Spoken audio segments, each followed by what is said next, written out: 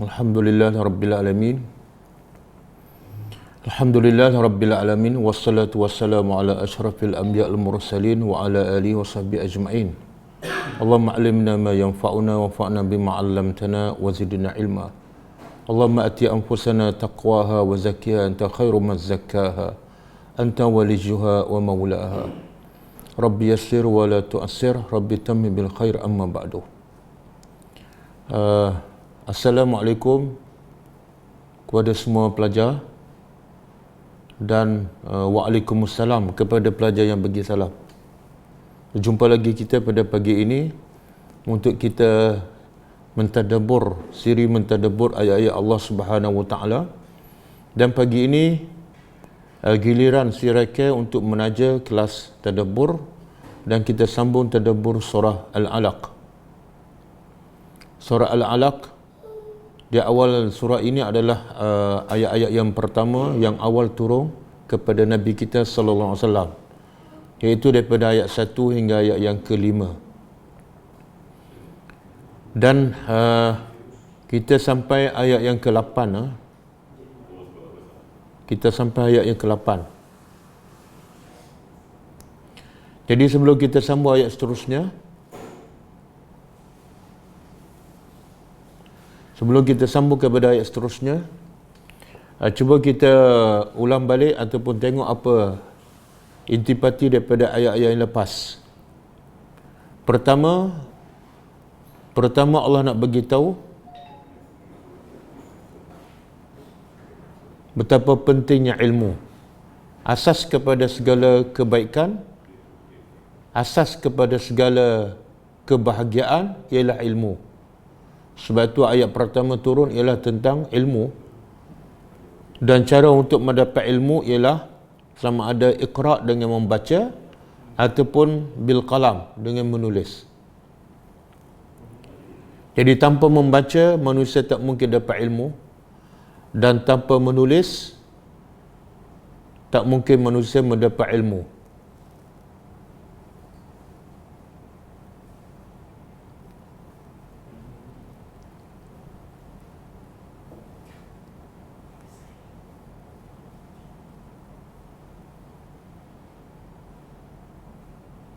Dan semua manusia akan jahil kalau tanpa membaca ataupun tanpa al-qalam.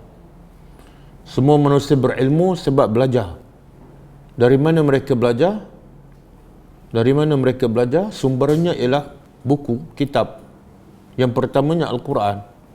Dan tak mungkin mereka belajar daripada Al-Quran melainkan setelah Al-Quran itu tertulis, termaktub. Kalau belajar hadis, belajar daripada kitab-kitab hadis yang tertulis. Kalau tanpa qalam, Al-Quran tidak dapat ditulis, hadis pun tidak dapat ditulis, dan manusia tak akan dapat belajar ataupun tak akan dapat ilmu. Jadi yang pertama Allah nak beritahu pentingnya ilmu, dan cara mendapatnya ialah dengan membaca ataupun dengan al-qalam, dengan menulis.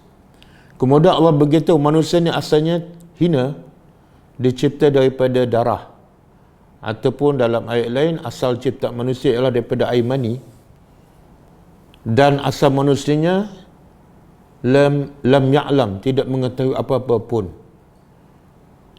Jadi tujuan Allah sebut ialah supaya manusia bila ada ilmu, bila ada kelebihan, jangan sombong. Ingatlah asal usulnya, yang asalnya tidak tahu apa-apa, zero, dan asal kejadiannya pun daripada bahan yang hina, iaitu air mani ataupun darah. Jadi tidak ada sebab untuk kita sombong, apatah lagi kepada Allah yang mencipta kita. Bila kita dicipta, kita adalah makhluk yang lemah. Dan bila Allah yang mencipta, Allah adalah Tuhan yang paling hebat sebab dia boleh mencipta. Kemudian Allah beritahu, walaupun manusia ni asalnya hina, asalnya tidak tahu apa-apa, tapi akhirnya bila memiliki apa-apa, bila memiliki ilmu, bila memiliki pangkat, manusia mula melampau. Dan manusia mula, puncanya ialah manusia istaghna, merasa dirinya serba cukup. Bila ada ilmu, dia rasa dia hebat. Ada harta, ada pangkat, dia rasa hebat. Akhirnya dia tak berhajat kepada Tuhan. Dia tak berhajat pada amal soleh. Dia tak berhajat kepada pahala dan rahmat Allah Subhanahu Wa Taala. Ini ciri-ciri manusia yang sombong.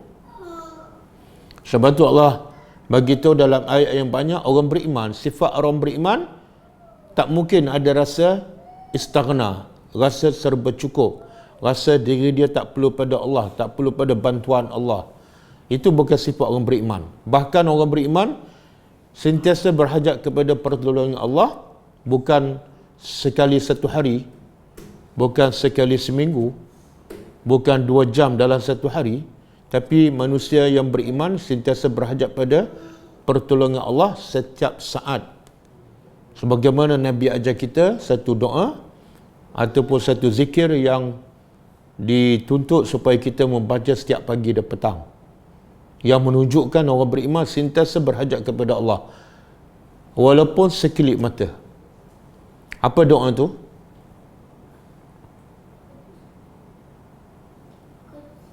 Ya Hayyu Ya Qayyum birahmatika astaghits aslih li sya'ni kullahu wa la takilni ila nafsi tarfata aini. Wahai Tuhan yang Maha Hidup, yang Maha berdiri dengan sendiri dan tidak perlu kepada sesiapa, dengan rahmat Engkau astaghits, aku mohon pertolongan. Aslih li sya'ni kullahu, perbaikilah segala urusan kehidupanku.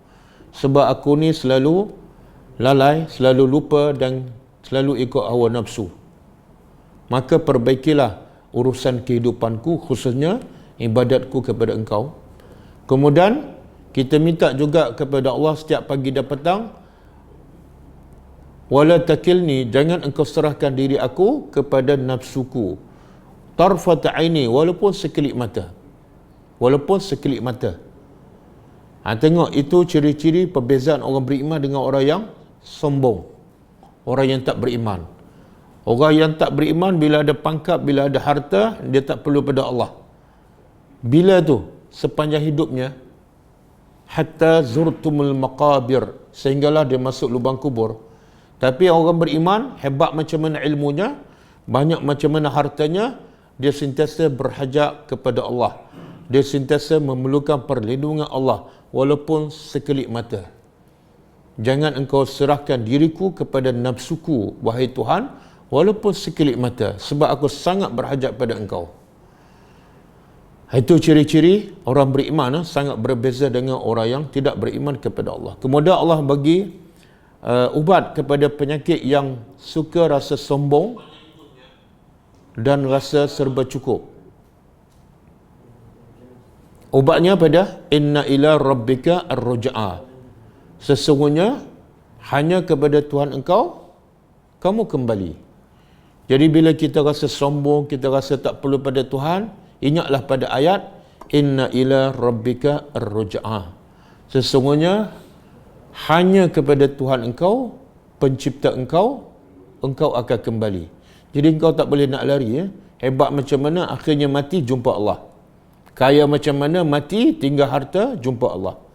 Jadi ayat ni inna ila rabbika ruj'a sebagai penawar kepada hati yang keras, kepada sifat yang sombong. Bila rasa sombong, bila rasa nak solat lambat ke, ingat pada ayat ni. Inna ila rabbika ar-ruj'a. Kadang-kadang tengah bercakap boleh mati, kadang-kadang tengah memandu boleh mati, kadang-kadang tengah bekerja sedang meeting pun boleh mati. Jadi ayat ni inna ila rabbika ar-ruj'a sebagai penawar kepada hati yang keras, kepada jiwa yang liar, kepada hati yang cintakan dunia. Kita berhenti setakat tu. Kita sambung ayat yang ke-9.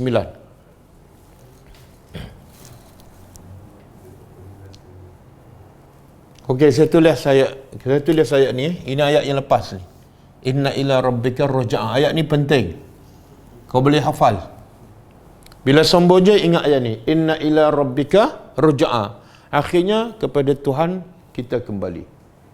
Kemudian Allah melahirkan rasa pelik bin ajaib tentang sifat manusia. Apa sifat yang pelik ni? Ara'aita. Ara'aita maksud dia akhbirni wahai Muhammad, beritahu pada aku wahai Muhammad tentang manusia yang pelik. Ara'aita akhbirni. Beritahu aku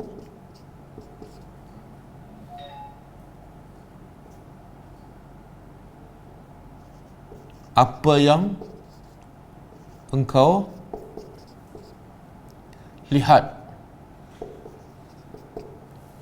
Nabi lihat depan mata dia, berlaku depan mata Nabi. Apa yang Nabi lihat ni?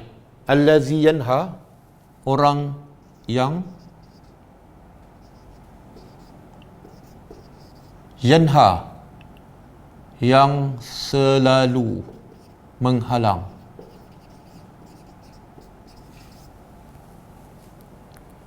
Orang yang selalu menghalang. Menghalang siapa ni? Bila sebut menghalang, ada yang dihalang, iaitu abdan, menghalang seorang hamba.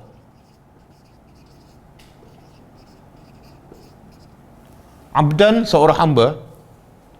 Hamba ni buat apa ni? Apa yang dihalang kepada hamba ni? Iaitu iza salla, apabila dia solat. Jadi bila sebut hamba yang menghalang hamba yang solat, pertama ada yang menghalang, yang kedua ada yang dihalang. Siapa yang menghalang ni? Dalam tafsir mengatakan sebab turun ayat ni ialah kepada Abu Jahal. Abu Jahal.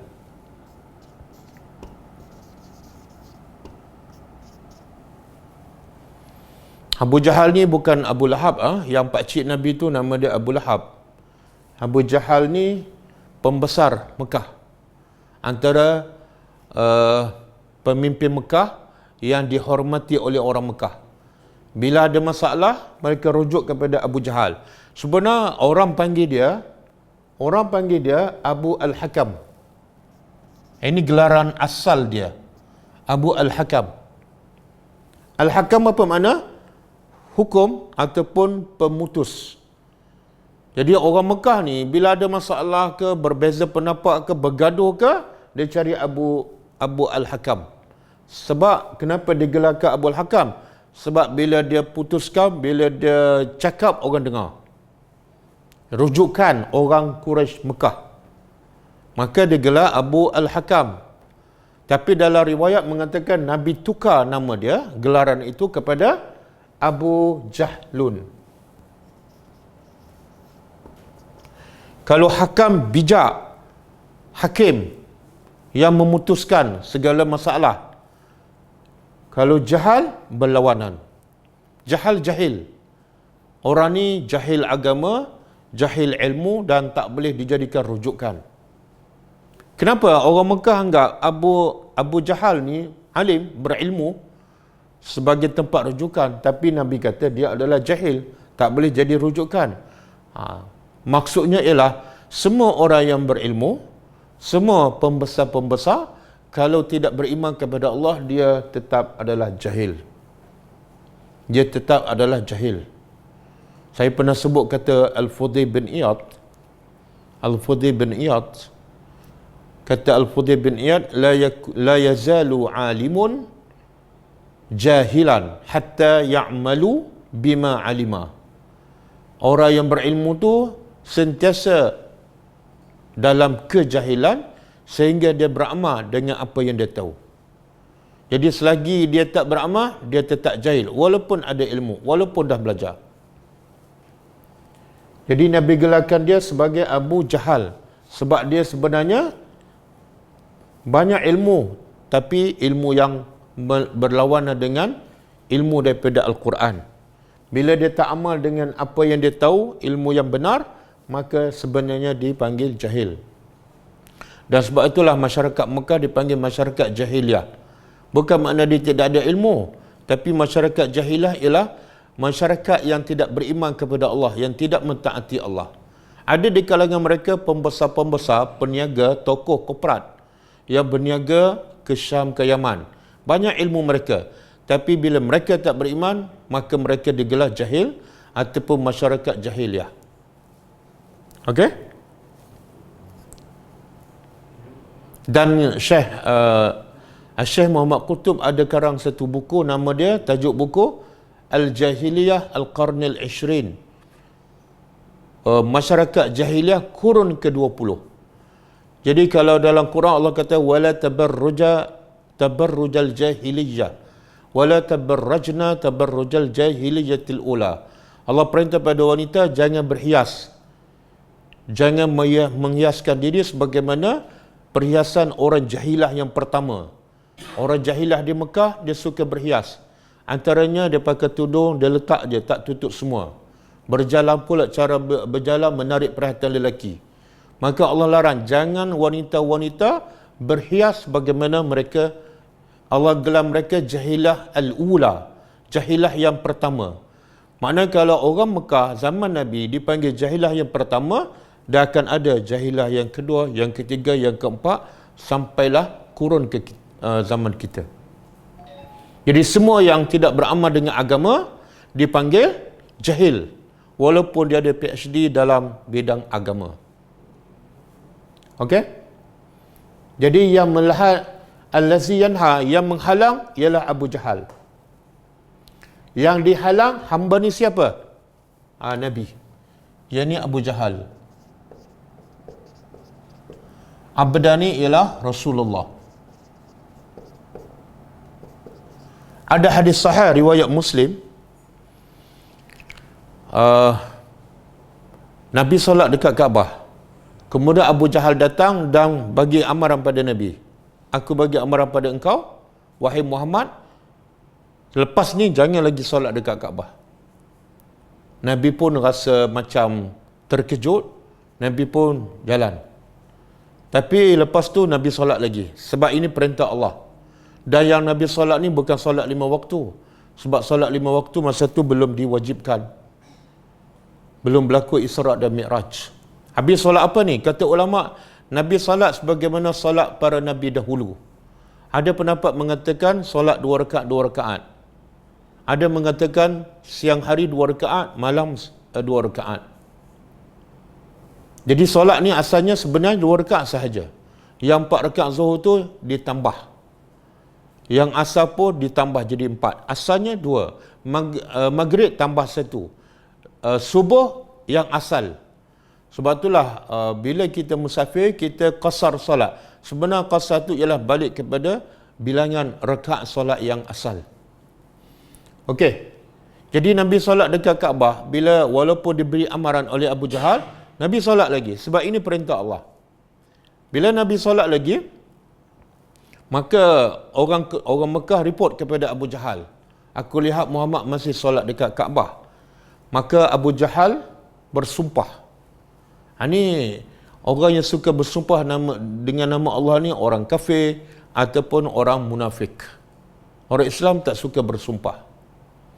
Jadi Abu Jahal bersumpah, wallahi, demi Allah, kalau aku nampak Muhammad salat sekali lagi dekat Kaabah, aku akan pijak lehernya dengan kaki aku. La ata'anna unuqahu biqadami. Aku akan pijak leher Nabi, leher Muhammad dengan kakiku. Satu. Yang kedua, aku akan tenyeh muka Nabi di tanah. Tengok nilai seorang Nabi. Bagaimana hebatnya seorang Nabi, tapi bagaimana dilakukan oleh orang musyrikin Mekah. Dia bersumpah nak pijak leher Nabi dan nak tenyeh muka Nabi di tanah. Dia bersumpah, lepas tu dia nak tunaikan sumpah dia pun pergi. Sebab ada report Nabi sedang solat. Dia pun pergi.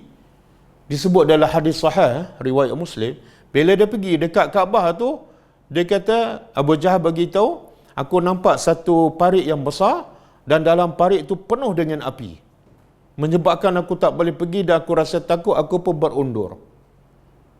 Jadi dia tak boleh laksanakan sumpah dia. Sebab apa? Allah bagi dia nampak macam parit besar dan penuh dengan api. Itu yang menghalang dia daripada dekat pada Nabi dan pijak leher Nabi. Dan Nabi beritahu dalam hadis juga, kalau dia buat juga kepada aku, dia pijak kepada aku, mereka akan hukum dia. Mereka akan turunkan azab daripada Allah. Ni sebab turun ayat ni. Jadi kerja Abu Jahal apa dia? Kerja orang musyrikin Mekah.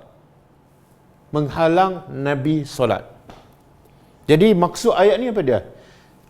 Macam kita dah belajar sebelum ni, ini soalan istifham. Istifham ada dua, satu hakiki, soalan untuk bertanya sesuatu untuk mendapat maklumat ataupun ilmu. Apa khabar? Itu hakiki. Petani buka di mana? Itu hakiki. Anak kamu belajar di mana? Itu hakiki.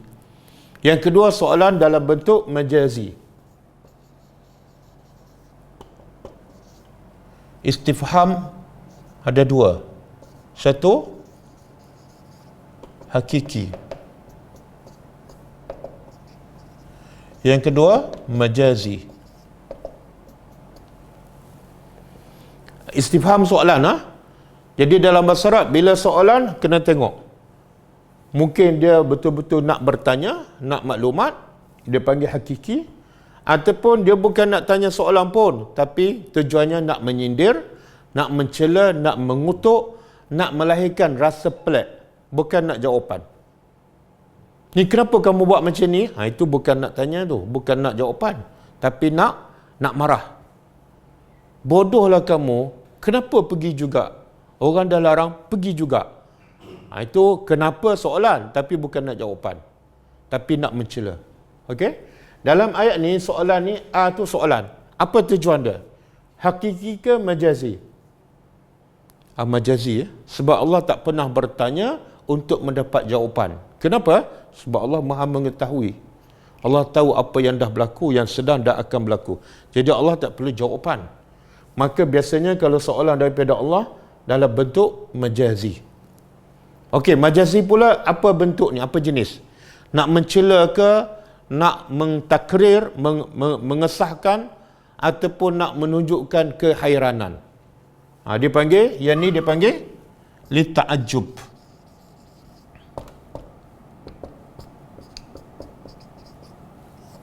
Li ta'ajjub untuk melahirkan rasa pelik. Apa yang peliknya? Okey, apa yang pelik? Apa yang pelik? Fatani clear daripada Fatani. Waalaikumsalam Kak Umi. Okey, boleh jawab soalan. Apa yang pelik dalam ayat ni? Allah nak bagi tahu pelik. Apa yang pelik? Itulah tadabbur. Biar betul-betul kita rasa, oh memang betul pelik lah. Baru betul-betul kita tadabbur. Apa yang pelik? Allah kata, wahai Muhammad, cuba bagi tahu aku, orang nak halang orang yang solat, seorang hamba yang solat. Jadi apa yang pelik?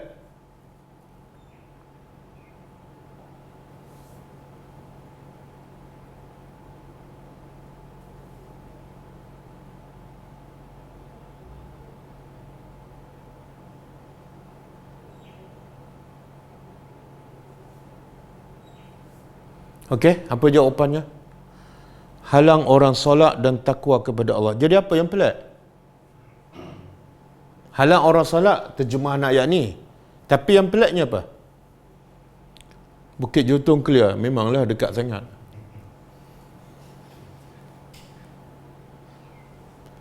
Orang depan ni pun boleh jawab. Apa yang peliknya? Jadi kita kena, bila tadabbur, kita kena hayati. Apa yang Allah kata pelik, kita kena rasa pelik juga. Bila kita tak rasa pelik, kita belum tadabbur, belum hayati. Kita hanya macam orang buta huruf. Baca tapi tak faham. Tahu makna, Allah rasa pelik, dia tak rasa apa-apa.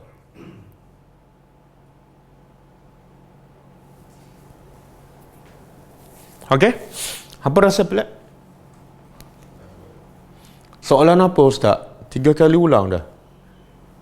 Berani nak halang. Tak, soalan dia, Allah menimbulkan rasa kepelikan ataupun rasa takjub. Kamu lihat tak Muhammad? Ni, orang yang menghalang seorang hamba yang sembah Allah. Itu soalan tu menunjukkan Allah nak bagi tahu peliknya manusia. Jadi soalan dia, apa yang peliknya? Pelik dari sudut mana? Orang nak buat baik dihalang pula. Pelik, betul. Zahrah Latif. Jadi peliknya manusia ialah orang buat baik tapi dia sekat. Itu di luar daripada tabiat manusia. Orang sakit, tiba-tiba dia nak makan ubat. Kita kata jangan makan. Yang menghalangi satu benda yang sangat pelik. Orang yang lagi pelik apa dia? Yang lagi pelik apa dia? Yang menghalang ni ialah Abu Jahal. Dan Abu Jahal pula sembah apa? Sembah berhala. Sepatut Muhammad yang larang dia. Sepatut Muhammad yang larang Abu Jahal. Sebab yang salah Abu Jahal. Abu Jahal yang sembah berhala, itu yang salah. Tapi dah terbalik dunia.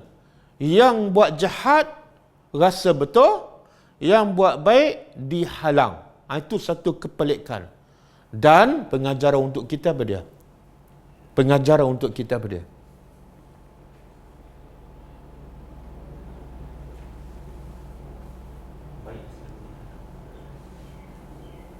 Pengajaran untuk kita ialah sebenarnya Allah nak bagi kita benda ni akan berlaku sampai bila-bila, iaitu bila kita buat baik orang tak suka dan sampai tahap dia akan halang. Dan kadang-kadang yang menghalang tu bukan Abu Jahal, bukan Abu Jahal, namanya Islam, namanya dipanggil umat Nabi Muhammad, tapi kerjanya dia ambil kerja Abu Jahal. Sebab tu ulama kata berapa ramai orang Islam ambil kerja Abu Jahal. Apa dia?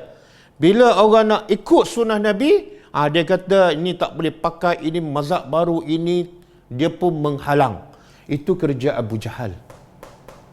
Subhanallah, berapa ramai yang baca surah Al-Alaq, tapi dialah yang buat kerja Abu Jahal. Bila orang buat sunnah Nabi, dia kata apa? Ini tak boleh, ni bertentangan dengan masyarakat. Sama lah dengan Abu Jahal. Bila Nabi salat, dia kata ini bertentangan dengan amalan masyarakat jahiliah Mekah. Jadi saya ingatkan, ulama ingatkan, dan saya nak ulang apa yang ulama ingatkan. Siapa saja yang menghalang kerja yang Nabi buat, siapa yang menghalang ibadat yang Nabi buat, dia telah mengambil tugas Abu Jahal. Ini Allah nak mencela. Satu, Allah nak mencela. Yang kedua, Allah nak beritahu manusia ni memang pelik. Yang buat baik, dia larang. Dia tak suka. Yang buat jahat, yang tak solat langsung, okey. Dia boleh berkawan. Kawan baik. Tapi yang solat, cuma solat dia berbeza sikit dengan orang ramai. Zikir dia berbeza sikit dengan orang ramai. Tapi sama dengan Nabi. Yang ni dia tentang. Ingatlah, siapa nak tentang amalan yang dibuat oleh Nabi, ingat pada ayat ni. Ini kerja siapa? Kerja Abu Jahal.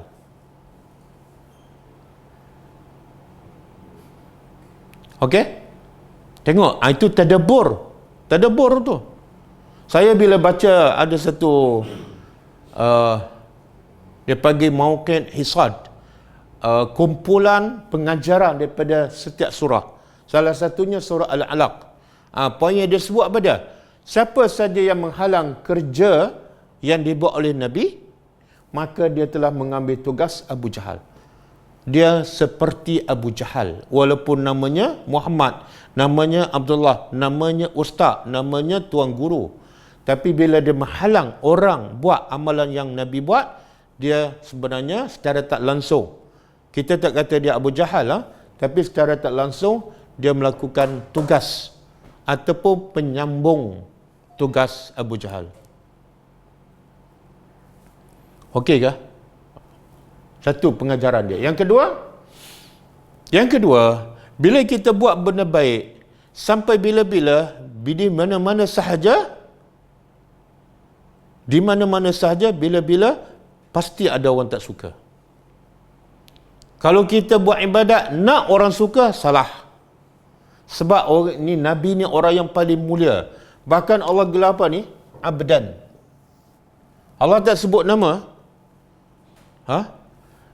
Yang Abu Jahal pun Allah tak sebut nama. Kalau sebut nama, ayat bunyi macam mana? Ara'aita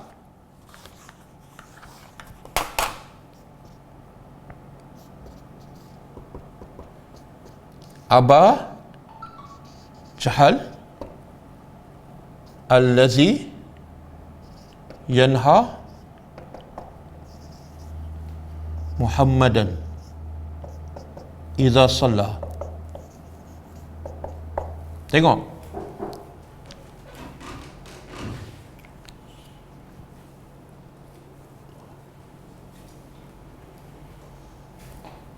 Tengok bahasa Al-Quran.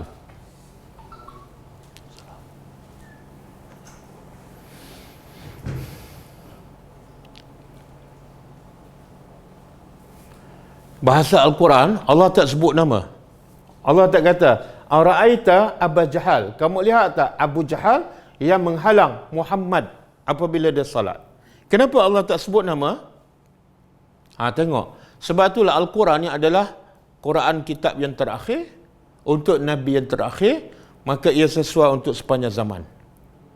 Dia sesuai untuk bila-bila masa dan semua jenis manusia. Kalau Allah sebut Abu Jahal, maka orang akan faham apa? Kes ni hanya berlaku pada Abu Jahal dan tak akan berlaku pada orang lain. Kes ni hanya berlaku pada Nabi Muhammad saja dan tak akan berlaku pada orang lain.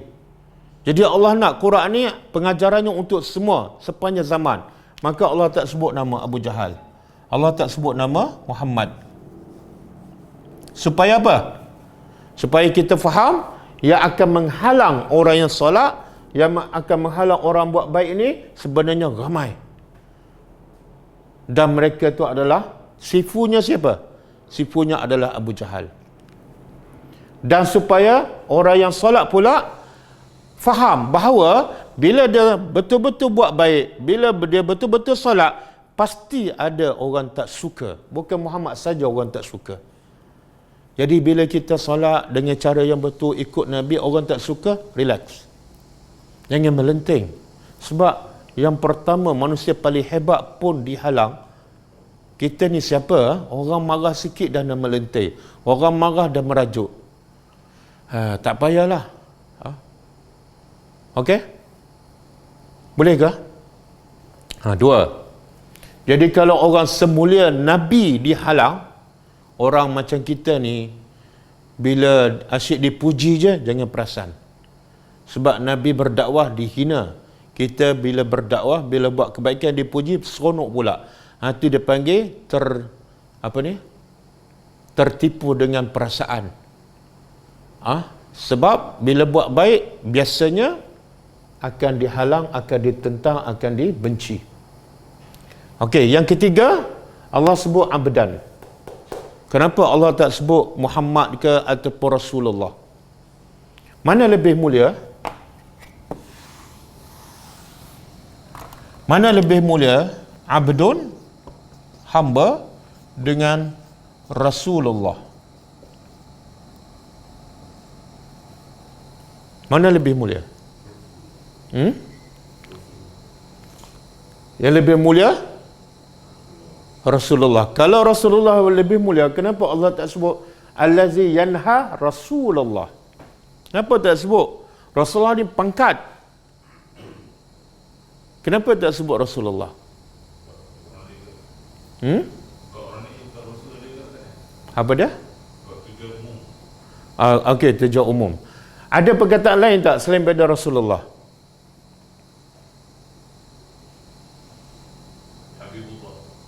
Habibullah. Ini bukan Habib ni, ini Khalilullah. Sebenarnya ada mesej Allah nak bagi tahu bila Allah sebut hamba dan dia sebenar refer kepada Nabi Muhammad. Maksudnya apa? Allah nak bagi tahu manusia yang paling mulia ialah bila manusia itu betul-betul bersifat hamba kepada Allah. Selagi semakin dia bersifat hamba kepada Allah, semakin mulialah dirinya. Jadi Muhammad ni boleh jadi Rasulullah sebab apa? Apa melayakkan Nabi boleh jadi Rasulullah dan Rasul yang terbaik? Apa ciri-ciri dia? Ciri-ciri dia ialah kehambaan. Jadi kata ulama, semakin kita bersifat hamba kepada Allah, semakin tinggi darjah kita di sisi Allah. Dan sebaliknya, semakin kita jadi hamba kepada manusia, semakin kita hina di sisi Allah. Okey? Boleh? Kemudian yang lagi pelik apa dah? Ara'aita, beritahu aku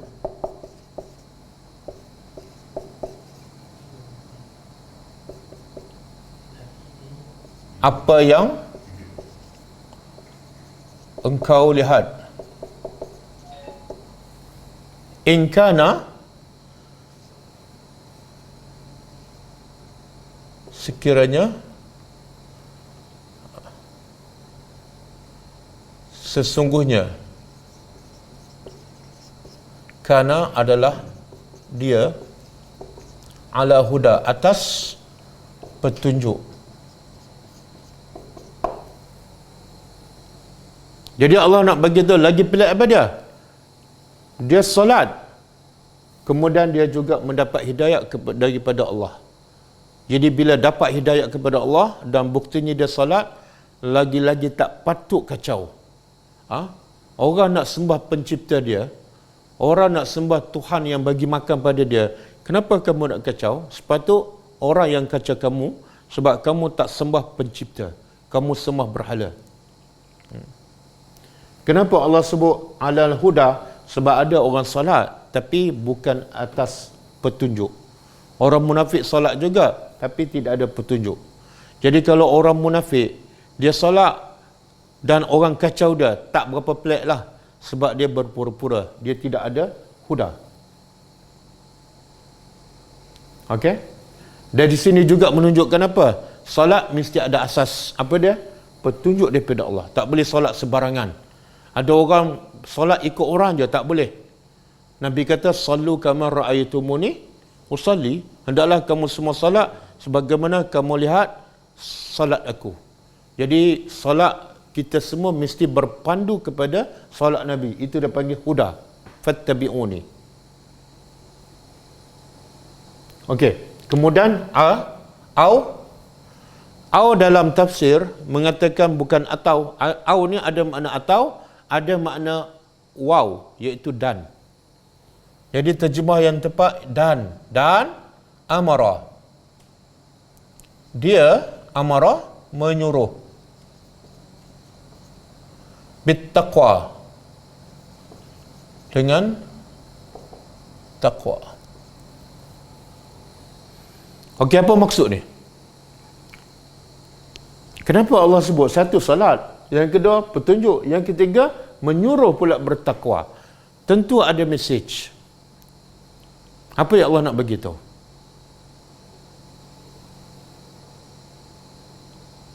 Soalan. Mula solat, kemudian hidayat dapat melalui petunjuk, kemudian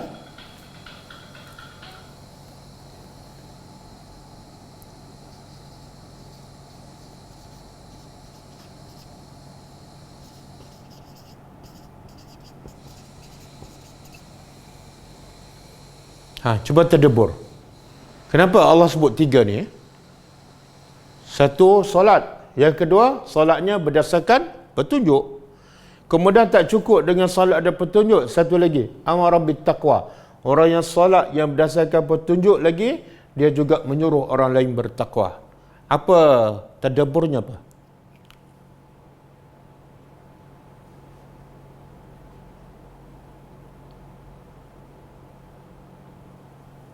Ada ke pelajar ni?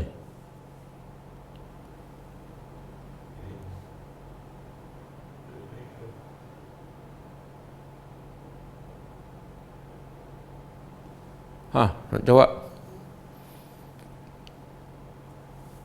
Ashraf.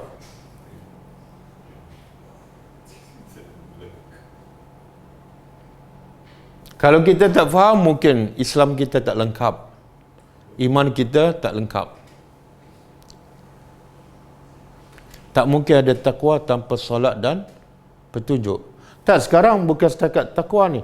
Bila dia dapat petunjuk, mana dia dapat takwa. Tapi sekarang ayat seterusnya bukan dapat takwa, dia suruh orang bertakwa. Ni amara, yang ni untuk diri dia, yang ni untuk orang lain. Makna apa tu? orang beriman mesti ada 2 sifat. Mukmin mesti ada 2 sifat. Satu, salih. Yang kedua, muslih. Mukmin dia kena ada sifat soleh kepada diri dia. Apa dia? Solat dan petunjuk. Solat berdasarkan petunjuk. Itu untuk diri dia. Dia solat, dia sedekah, dia pergi umrah, pergi haji. Tapi tak cukup dengan itu, dia ada kena ada satu lagi, iaitu dia muslih. Dia membawa kebaikan kepada orang. Dia suruh orang bertakwa. Ini sifat orang mukmin. Kita boleh rujuk kepada surah At-Taubah. Surah At-Taubah ayat 71. Cuba buka surah At-Taubah ayat 71.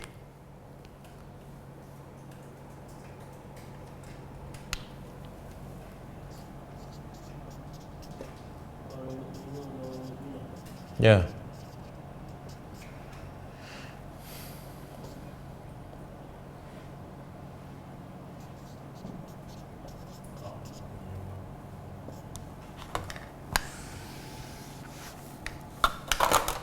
Okey. Semula dia cuba baca. Wal mu'minun ba'duhum awliya'u ba'din.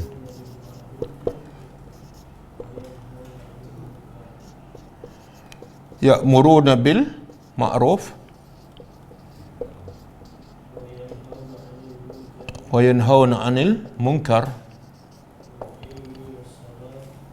wa yuqimuna.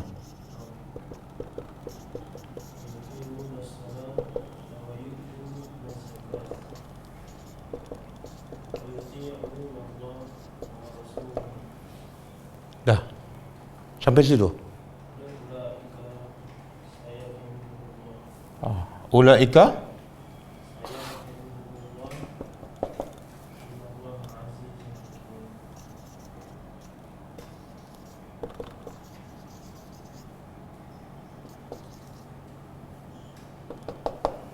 Okey, cuba kita tadabbur. Ada kaitan dengan ayat ni. Shalla, kemudian alal huda, kemudian amar bit taqwa. Allah kata apa? Dalam surah At-Taubah ayat 71. A'udzubillahi minasyaitonir rajim. Wal mu'minun wal mu'minat. Orang-orang beriman lelaki, wal mu'minat, dan beriman wanita. Taubah 71. Ba'duhum, sebahagian mereka, awliya, penolong kepada sebahagian yang lain. Jadi pertama Allah nak bagi sifat orang beriman apa dah? Saling tolong menolong. Kalau kecam mengecam, cela mencela, bukan orang beriman. Sifat kasih sayang, tolong menolong, bantu membantu, itu ciri orang beriman. Bila masing-masing pentingkan diri, bukan orang beriman. Satu. Yang kedua, ya'muruna bil ma'ruf. Orang beriman juga, sama ada lelaki ataupun perempuan, sifat utama mereka sentiasa menyuruh benda yang ma'ruf. Ni amara bit taqwa. Sentiasa menyuruh benda yang ma'ruf, wa yanhauna 'anil munkar, dan sentiasa mencegah kemungkaran. Pastilah bila nak cegah orang buat mungkar, pertama dia sendiri kena berhenti. Selagi dia tak tinggal kemungkaran, mana mungkin dia boleh melarang orang lain. Kemudian Allah sebut wa yuqimunas salah, dan mereka mendirikan solat. Wa yu'tunaz zakat, dan mereka mengeluarkan zakat. Okey, cuba perhati susunan ayat ni. Allah sebut yang mana dulu? Suruh yang ma'ruf, cegah yang mungkar, ataupun Allah sebut mendirikan solat dahulu?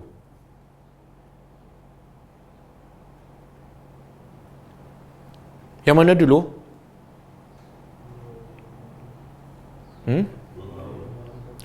Pengajarannya apa? Saya nak tanya, pergi berdakwah dengan solat mana lebih penting? Berdakwah dengan solat mana lebih penting?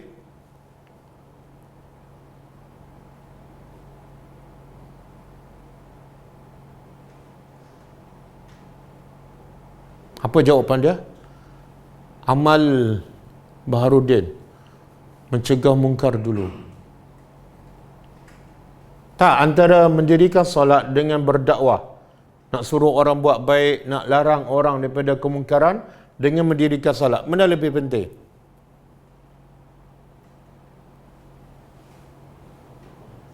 Dia lambat sampai. Solat dulu baru berdakwah. Solat dulu baru berdakwah. Tapi nampak macam ayat ni tak sama dengan jawapan. Allah sebut apa dulu ni? Kalau ikut susunan ayat, Allah sebut dakwah dulu baru solat.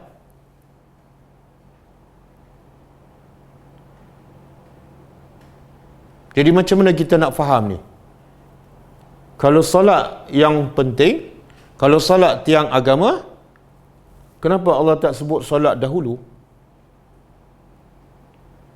Yelah, jawapan solat dulu, tapi dalam ayat ni solat disebut kemudian.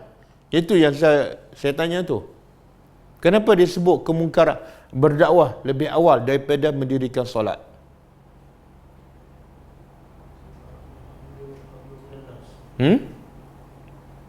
Ya, okey, berdakwah ni hablum minan nas. Kenapa kena disebut dahulu hablum minan nas daripada hablum minallah?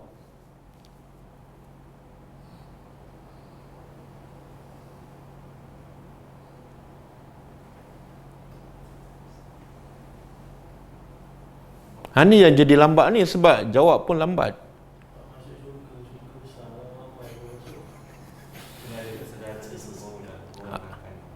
Kena ada kesedaran. Tapi yang orang yang berdakwah tu, dia nak solat dulu ke nak pergi berdakwah dulu? Orang yang berdakwah tentu dia akan solat, dia dengan solat. Okey. Tapi kenapa Allah sebut solat tu kemudian? Itu tadabbur. Tadabbur ni ialah sampai tak boleh jawab soalan.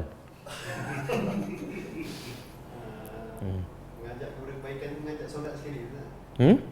Mengajak kepada kebaikan tu, mengajak berdakwah tu untuk mengajak pergi solat lah. Tapi sekarang nak solat dulu ke nak berdakwah dulu? Solat dah maklum wajib untuk diri sendiri, tapi dakwah penting untuk masyarakat. Iyalah, betul lah kenyataan tu, tapi bukan jawapan pada soalan. Dakwah tu, kalau tak nanti azab turun. Kalau dah masuk waktu, pergi dakwah dulu ke solat dulu? Tu tengok tadabbur. Dia sama dengan ayat ni. Ar-Rahman Allamal Al-Quran, kemudian Khalaqal Insan Allamahul Bayan. Jadi Allah kata, Allah tu sifat utama dia penyayang, pemurah. Apa sifat utama Allah yang dikatakan penyayang? Allah bagi minum, Allah cipta langit, Allah cipta bagi pada kita suami, isteri, anak. Bukan. Nikmat yang paling besar, tanda Allah sangat sayang pada manusia adalah Allah mengajar Al-Quran. Kemudian Allah kata apa? Khalaqal insan. Dia telah mencipta manusia. Jadi kalau ikut ayat ni, ikut tertib ke ataupun terbalik? Yang mana lebih dahulu? Belajar Al-Quran ke ciptaan manusia? Yang mana lebih dahulu? Sepatut khalaqal insan dulu. Allah mencipta manusia, barulah boleh ajar Quran. Kalau manusia tak ada, macam mana nak mengajar Al-Quran? Tapi kenapa Allah sebut allama Al-Quran dahulu? Bukan ikut tertib, tapi Allah nak bagi tahu matlamat aku cipta manusia ialah supaya belajar Al-Quran. Jadi Allah sebut matlamat dulu. Bukan mana matlamat tu ikut tertib yang pertama, tak. Allah nak bagi tahu sebelum aku cipta kamu kena faham matlamat utama kamu dicipta satu je, supaya belajar dan ikut Al-Quran. Maknanya kalau kamu hidup 50 tahun tak faham Quran, kamu dah terpesong daripada tujuan kamu dicipta. Aku cipta anjing, aku cipta binatang bukan untuk belajar Quran. Tiba-tiba kamu pun sama tak faham Al-Quran, makna kamu lebih kurang. Jadi Allah sebut matlamat dulu supaya apa? Supaya bila kita pergi mana-mana, duduk di mana-mana, ingat tujuan aku kena faham dan ikut Al-Quran. Kerja banyak-banyak besar macam mana pun, duit banyak macam mana pun, kalau tak faham Al-Quran, belum sampai tujuan manusia dicipta. Jadi Allah sebut tujuan supaya kita tidak terpesong. Maka di sini pun sama. Solat lebih penting, tapi Allah nak bagi tahu tujuan kamu solat apa dia? Tujuan solat apa dia? Ni, nak bawa kebaikan pada orang. Sebab tu Allah kata inna salata tanha anil fahsya'i wal munkar. Solat kamu tu sebenarnya supaya dengan kamu solat kamu dapat kekuatan untuk pergi berdakwah, bawa kebaikan pada orang. Makna apa? Kalau selagi kamu solat dah 50 tahun tak peduli pada kemungkaran berlaku, solat kamu tidak ada nilai langsung. Sebab tujuan solat nak cegah kemungkaran. Tujuan solat nak suruh benda yang makruf. Tiba-tiba solat tak buat apa-apa kan. Tengok kemungkaran, kadang-kadang dalam rumah pun tak buat apa-apa. Sebenarnya solat kamu tak ke mana. Tak sampai matlamat. Jadi yang ni matlamat. Sebab itulah ada ayat Allah kata apa? Fawailul lil musallin. Neraka bagi orang yang solat. Dia solat tapi neraka. Tapi ada satu lagi ayat Allah kata apa? Allah melaknat orang yang tak suruh yang makruf dan tak mencegah kemungkaran. Cuba buka surah Al-Maidah ayat 78. Surah Al-Maidah ayat 78.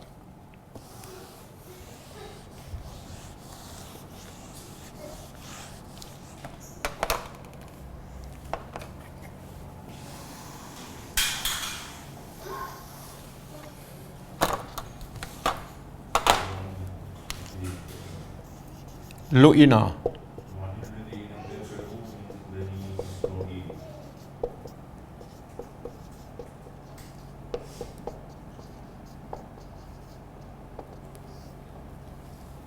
Ala lisani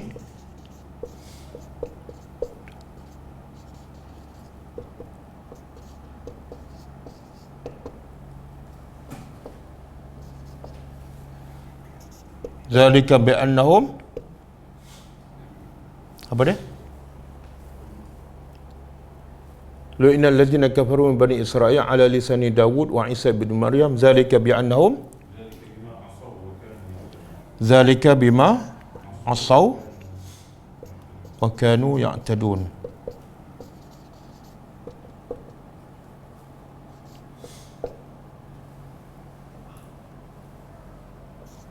Kemudian ayat 88 kanu la yatanahawna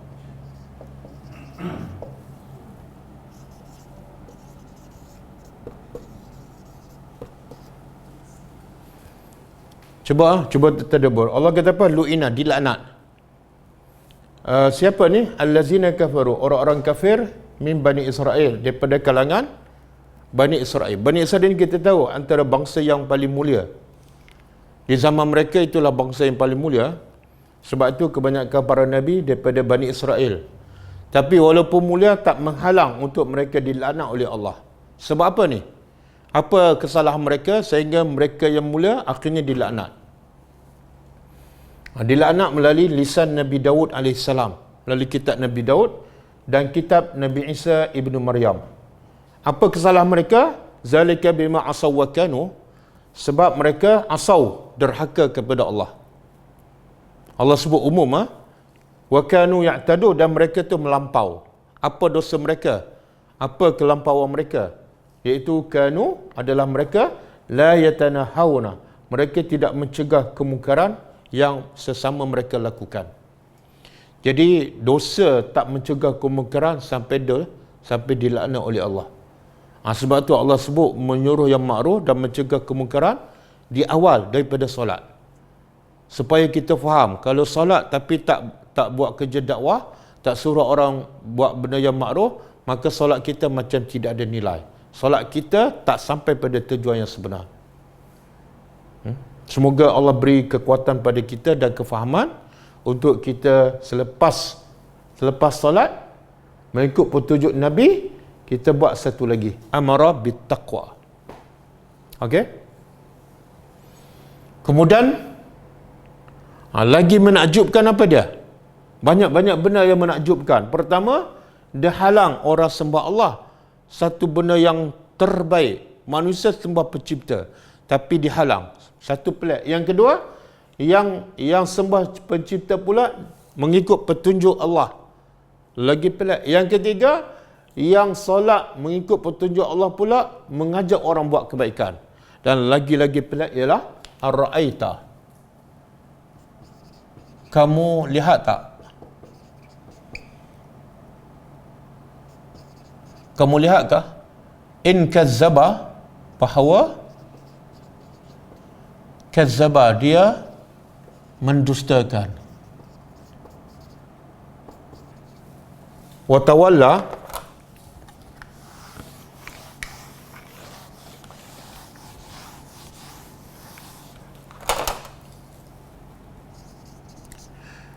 dan dia berpaling.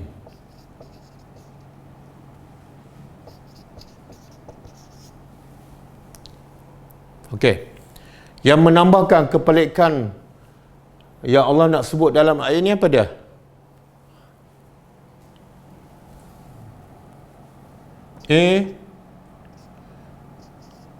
Salat. 2, dapat petunjuk.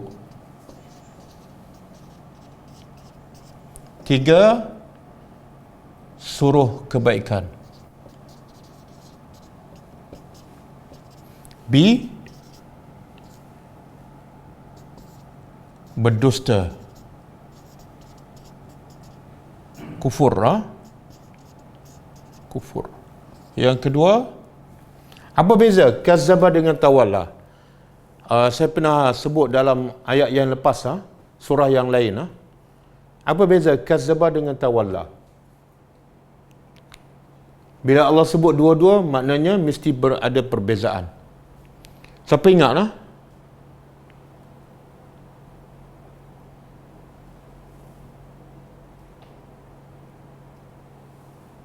Siapa ingat? Saya ingat minggu lepas lah. Perbezaannya ialah kazzaba tu mendustakan berita ataupun perkhabaran. Semua yang Allah sebut dalam Quran, neraka ke, azab kubur ke,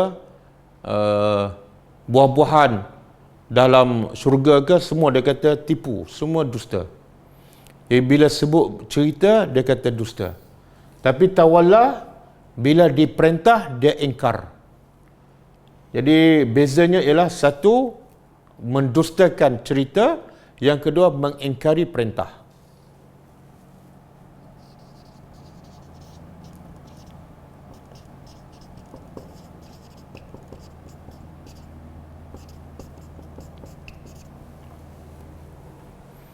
Anis, perbezaan antara A dengan B sepatutnya kalau ikut kebiasaannya, orang yang solat, orang yang dapat petunjuk, orang yang suruh kebaikan, orang itulah yang mencegah orang yang berdusta, orang yang kufur, orang yang ingkar. Sepatutnya. Tapi yang peliknya apa dah? Terbalik. Yang ni pula larang. Yang menipu, yang kufur, yang ingkar perintah Allah, mereka pula larang orang yang sembah Allah. Ini satu benda yang pelik dan benda ini akan berulang sampai bila-bila. Okey? Jadi bila kita buat benda yang baik, orang tak suka, orang menentang, jangan menggelabah. Jangan melawan. Sebab itu Allah nak bagi tahu dah berlaku sejak Nabi Muhammad dan berlaku pada orang yang paling mula, jauh lebih mula daripada kamu. Okey, kemudian Allah kata apa? Allah, ini penyakit. Penyakit apa ni? Penyakit bila dia rasa dia hebat, bila dia rasa dimuliakan oleh manusia, maka dia rasa semua yang berlawanan dengan dia tak betul. Walaupun sebenarnya betul. Maka dia menghalang. Maka penyakit itu apa ubatnya? Penyakit rasa dia hebat, dia rasa dia lebih, dia rasa dia betul. Walaupun dia salah. Apa ubatnya? Ubatnya ialah alam ya'lam. Tidakkah dia ni Abu Jahal dan mereka yang seumpama dengan Abu Jahal. Tidakkah dia mengetahui bi anna Allah, sesungguhnya Allah yara. Yara ni fi'il mudhari', maksudnya sentiasa melihat. Satu kata ulama, ayat ni alam ya'lam bi anna Allah yara, dah sebelum ni inna ila rabbika ruj'a, kadang-kadang satu ayat je. Tapi kalau kita hayati, dia lebih baik daripada 1000 ceramah. Dia lebih baik daripada 1000 tazkirah. Walaupun dia satu ayat je. Kenapa? Sebab kalau kita betul-betul hayati ayat ni, kita akan jadi orang yang paling bertakwa kepada Allah. Sebab apa? Ayat ni mengatakan, menyedarkan kita. Bila nak buat dosa je, ingat pada ayat ni. Kamu ingat Allah tak nampak ke apa yang kamu buat? Bila nak mengumpat je, kita ingat ayat ni. Kamu ingat Allah tak dengar ke apa yang kamu sedang umpat? Dan Allah bila melihat, bila tahu bukan yang zahir saja, sampai dalam hati kita pun, kadang-kadang mulut kita berzikir kan? Kadang-kadang mulut kita berzikir, tapi fikiran kita melayang. Masa tu kita ingat ayat ni, ya Allah, Allah sedang memerhati, fikiran aku melayang. Mulut berzikir.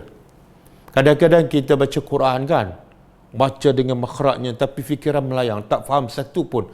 Kita ingat ayat ni, ya Allah, teruknya aku. Mulut puji Allah, tapi fikiran fikir entah apa dia tak tahu.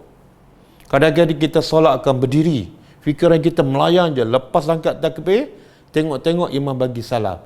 Ingat ayat ni, ya Allah, Allah tahu apa yang aku sedang fikir masa solat. Jadi kata ulama, kadang-kadang satu ayat Al-Quran lebih baik nilainya daripada 1000 ceramah. Berapa ramai yang dengar 1000 ceramah, tapi tak rasa pun Allah sedang memerhatinya. Jadi ayat ni, kalau kita hayati, jadi perawat kepada penyakit. Penyakit apa ni? Penyakit kita rasa kita okey, kita rasa kita dah baik, kita rasa kita dah semua yang kita buat betul, dan rasa macam kita ni ahli syurga. Ingat ayat ni. Kadang-kadang duduk dalam kereta kan, kita pasang lagu. Semua tak ada, kita pun pasang lagu kan. Ingat ayat ni. Allah sedang melihat, ustaz memang tak ada. Kadang-kadang belakang ustaz kita merokok. Ingat ayat ni. Kenapa aku takut pada ustaz? Kenapa aku takut pada manusia? Allah bila tahu, CCTV Allah lagi hebat. Dia tahu yang lepas, yang sedang, yang besok aku nak buat pun Allah tahu. Yang minggu depan aku nak buat, ya Allah, menjadikan kita orang yang paling bertakwa. Dan inilah didikan Nabi kepada para sahabat, sehingga orang biasa-biasa pun jadi orang yang paling hebat. Bukan pembesar, bukan anak keturunan yang baik, tapi orang, contohnya anak penjual susu je. Anak orang miskin penjual susu. Bila mak dia suruh campur susu dengan air, Nabi ajar, yakinlah Allah sedang melihat. Apa dia jawab pada mak dia? Khalifah Umar tak nampak, tapi Tuhan kepada Khalifah Umar yara. Nak jawab apa? Terpadam maksiat. Anak apa ni, gembala kambing kan, bila Umar nak test dia, kamu jualah kambing ni, kemudian duit kamu ambil kat kamu. Maka gembala kambing kata, ini bukan kambing aku, ini ada tuan dia. Tak apalah, kamu cakap je pada tuan kamu, kambing ini dimakan serigala, duit kamu ambil, tak ada masalah. Dan kambing pun banyak, tuan dia pun tak tahu berapa ekor hilang, berapa yang tuan dia tak tahu. Maka dia jawab apa? Apa aku nak jawab di hadapan Allah? Sebab Allah sedang melihat. Tuan aku tak tahu, tapi Tuhan kepada tuan aku tahu. Ayat ni menjadikan, satu ayat je menjadikan manusia paling hebat. Kadang-kadang dia hafaz satu Quran kan, 30 juzuk, dia khatam berkali-kali, tapi dia tak rasa pun bila dia nak buat maksiat, dia tak rasa Allah sedang memerhatinya. Bila dia nak membeli, dia tak rasa dengan dia membeli yang tidak perlu, Allah akan soal. Dengan dia membeli yang membazir, Allah akan soal. Walaupun dia baru je khatam Al-Quran. Ini baru je dengan tadabbur kan, baru je dengan tadabbur. Tapi kalau kita tak yakin ayat ni, lepas ni kita akan tidur, lepas ni kita akan buang masa, lepas ni kita akan buat benda yang Allah tak redha. Okey, jadi ingat dua ayat ni, hafal lah. Kalau tak nak hafal surah Al-Alaq pun, Hafalah dua ayat ni. Inna ila rabbika ruj'a. Satu lagi, alam ya'lam bi anna Allah yara. Tambah satu lagi, Iqra. Iqra satu. Jadi 3 ayat. Teruk sangatlah tu. Satu surah tak boleh hafalkan. Okeylah hafal ayat ni. 3 ni. Iqra ayat 8, ayat 14. Kalau tak boleh 3, satu ayat ni. Ayat 14. Alam ya'lam bi anna Allah yara. Allah nak herdik. Kamu ingat aku tak nampak ke? Apa yang kamu cakap, apa yang dalam kepala kamu, kamu ingat tak nampak ke? Baca Quran sekejap mengantuk kan? Lepas letak Quran, segar balik. Kamu ingat aku tak nampak ke? Okey. Kemudian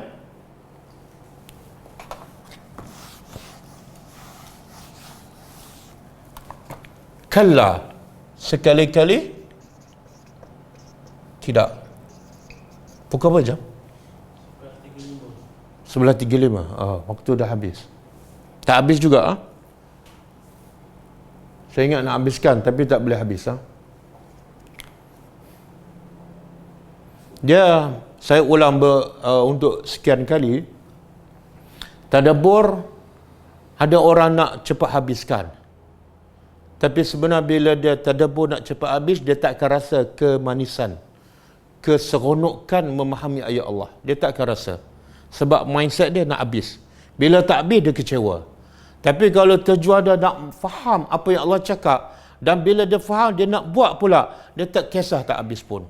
Sebab kadang-kadang satu ayat boleh mengubah kehidupannya. Berbanding dengan tadabbur habis beberapa surah, tapi hidupnya sama je. Yang marah, tetap marah. Yang kecewa, tetap kecewa. Yang putus asa, tetap putus asa. Walaupun tadabbur dah bersurah-surah. Okey? Jadi kita berhenti ya. Ayat 14 kita sambung insya-Allah lepas raya. Lepas raya. Sebab ini kelas tajaan Siraka. Jadi kelas ni setakat ni kita akan sambung lepas raya. Cuma besok kita akan sambung besok hari Selasa kita akan sambung surah Al-Munafiqun. Iaitu kita akan buat setiap hari lebih kurang 45 minit.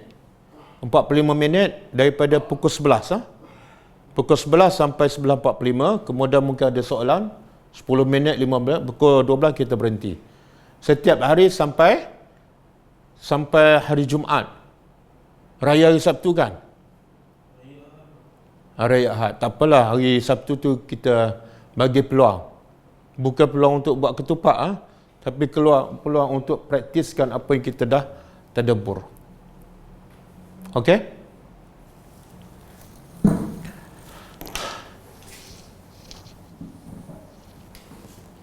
Ada soalan?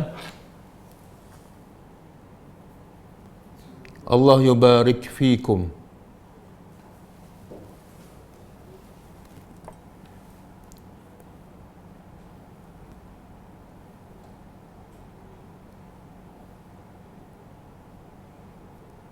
Okey? Jadi semoga kita dapat hafal 2-3 ayat ni. Inna ila rabbika ar-ruj'ah. Sesungguhnya hanya kepada Tuhan engkau kamu kembali. Kamu tak boleh pergi ke mana. Akhirnya balik pada Tuhan. Yang kedua, alam ya'lam bi anna Allah yara. Kamu tak sedar ke bahawa Allah sentiasa memerhati apa yang kamu cakap, apa yang kamu buat dan apa yang kamu fikir. Jadi pastikan semua amalan kita, semua tutur cakap kita dan apa yang dalam fikiran kita adalah selari dengan kehendak dan apa yang Allah redha. Semoga dengan tadabbur kita di bulan Ramadan, dengan puasa kita, dengan qiyam kita, melahirkan manusia-manusia yang baru, manusia yang paling bertakwa kepada Allah Subhanahu Wa Taala. Cukup setakat ini kita tutup dengan membaca tasbih kafarah. Subhanakallahumma wa bihamdika asyhadu an la ilaha illa anta astaghfiruka wa atubu ilaik. Assalamualaikum warahmatullahi wabarakatuh. Allah